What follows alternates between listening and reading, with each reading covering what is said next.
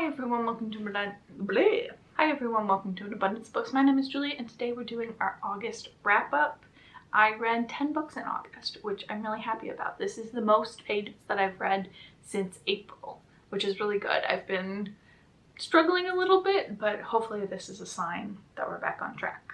We also got what I think will turn out to be 2 new all-time favorites, so that's extremely exciting for me. Definitely some disappointments in here, but some really strong stuff too. Almost all of these I read for vlogs too, so we should probably start off by talking about the ones that you haven't already heard me talk too much about. Of course, we have to talk about I'm Glad My Mom Died by Jennette McCurdy. This is an absolute 5-star new favorite. Definitely feels weird to be calling it a favorite, but I think that the writing in here is so strong and the emotion that comes through is really incredible. This is Jennette McCurdy's memoir about being a child actor in her tumultuous relationship with her mother, and it goes a lot into her eating disorder as well. So definitely a lot of content warning there. It's very detailed and graphic and hard to read, but absolutely worth it if it's something that you can handle. She writes so honestly, and it's all from her perspective at the time, so as a 6-year-old or as a 16-year-old, and you get to care about these people in the moment instead of it just being Jennette reflecting on stuff. I do think this book could have been helped by Jennette reflecting on things, but I think that's just an opportunity for whatever she does next to delve more into this, because I'm sure there's lots of stories in here that we haven't even been told yet. I also just finished Never Coming Home by Kate Williams. This I really enjoyed. I definitely didn't set myself up for success though. This is a murder mystery thriller about a group of teenagers who are invited to Unknown Island, which is this social media campaign. No one really knows what it is or who runs it, but 10 people are selected to go to this special remote island. But they get there and things aren't quite what they imagined, and some murderousness ensues. I think it's really well done. The cast of characters is really good and really distinct. There are 10 of them, and they all have very different backgrounds and careers and stuff. The only problem is I listened to this on audiobook, and it's a single narrator, and it swaps between all 10 POVs, and that's just too much for my little brain to keep track of. There were like 3 characters that I had a solid grasp of who they were at any one time. But it's really fun. It gets gory and brutal at sometimes, and the reveals of why these 10 people have been chosen is really fun, and the ending is good too. I thought we were going to end off with an ambiguous answer, but we didn't. We got a very firm, laid out explanation of what happened. I really do want to recommend this one. I think this is probably something that's at least marginally solvable, but I did it on audio and so I wasn't fully invested, so I didn't get the best experience. So if you read it, now you know, so you can get the best experience. My only problem with it was a bit of the repetitiveness. The author definitely tried to break it up, but I feel like there's only so much you can do, especially with an And They Were None style story. You're kind of on a schedule, shall we say. But I think it was really well done and really strong, and I would definitely read something from this author in the future. Especially for YA, this was really enjoyable. It's definitely a little bit older YA, but I was looking at my spreadsheet and I've read like 1 YA book in the last 3 months, so I'm happy it's this one. Why are you doing yard work? It was raining 30 seconds ago. The last thing that I didn't read for a vlog was Under One Roof by Hazelwood. This is the final one that I had to read in the STEMinist series, I think is what it's called. All about women in STEM, and people say that this is their favorite one, and I thought it was going to be my favorite one too, right up until the ending. In this one, our main character inherits a house, but there's somebody already living in the house. They have to co-own it. But is he a hot boy? Of course he is. It's very tropey and very short novella, but the problem is the book opens with the end of it, and then you flash back 6 months and it all leads up to this event, but then that event happens and then the book is over. Like, we don't have any time to explore what this means, have the characters reflect on anything. It's just like done. It really wouldn't have taken that much to flesh it out either. Like, this isn't a problem of it's a novella. We could have taken like 10 pages and it would have fixed a lot. I was really disappointed and I give this one 2 stars. And I think I've given every single book in the Steminist series 2 stars. I may have given one 1 star, but yeah, not a strong outing for me.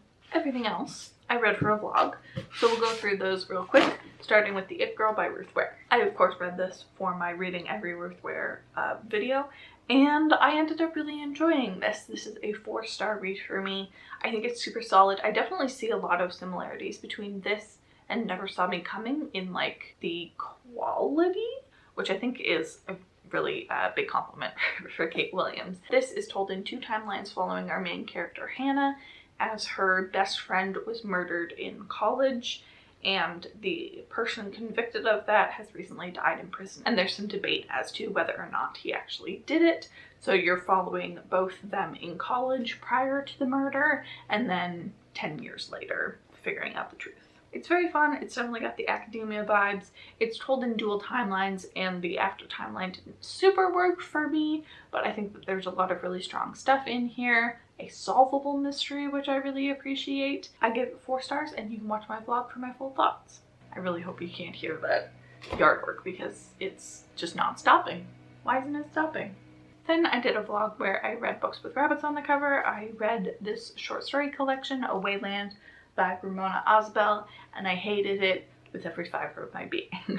Even after reading it, I'm unsure of what the connecting thread is. It says linking most of these stories is heartache, loneliness, and longing. Combination of humor and tenderness. Yeah, I didn't get that at all. I think that it definitely, most of the stories in here were bummers.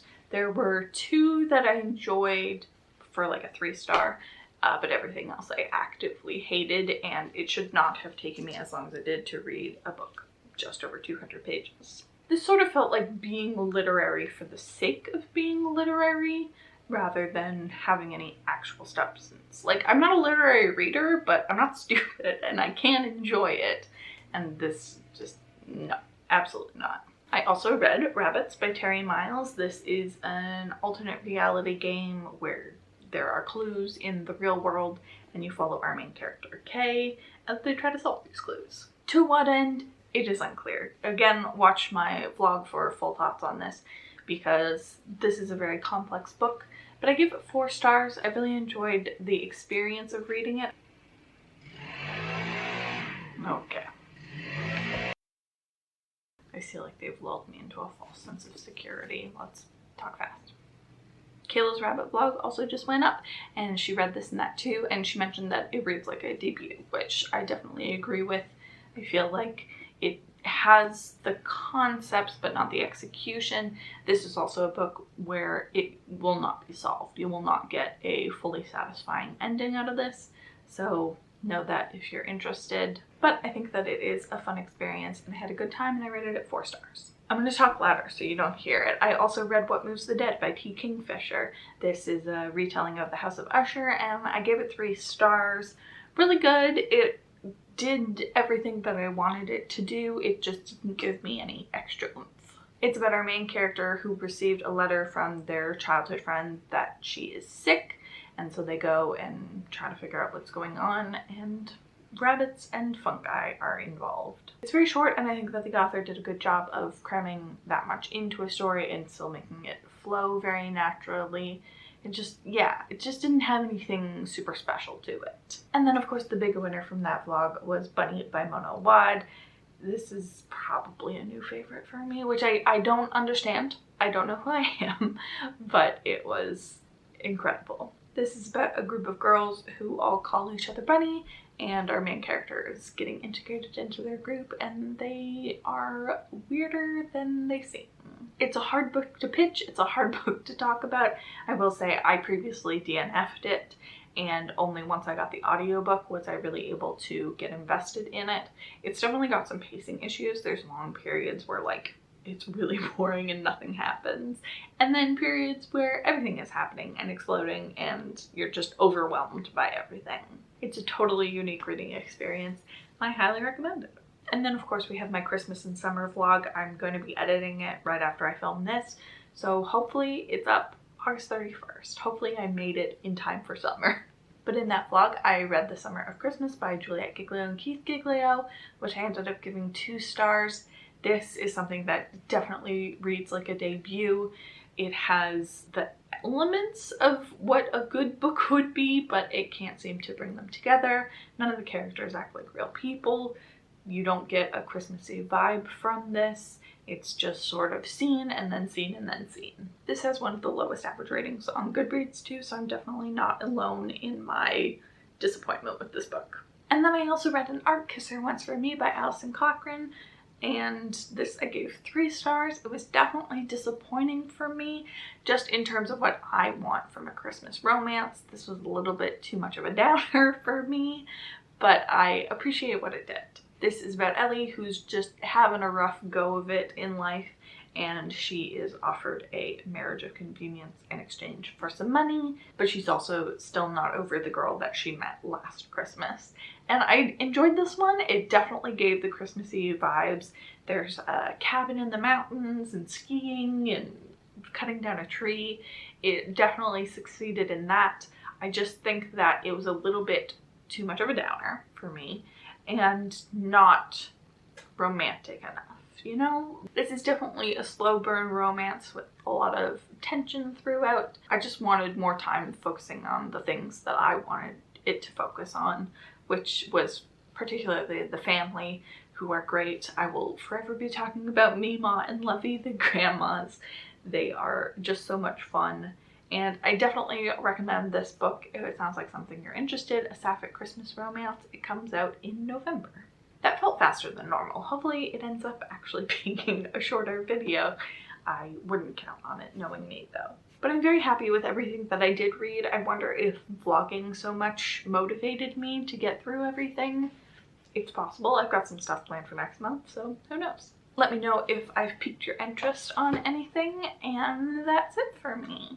Thank you so much for joining me, and I'll see you very soon in another video. Bye!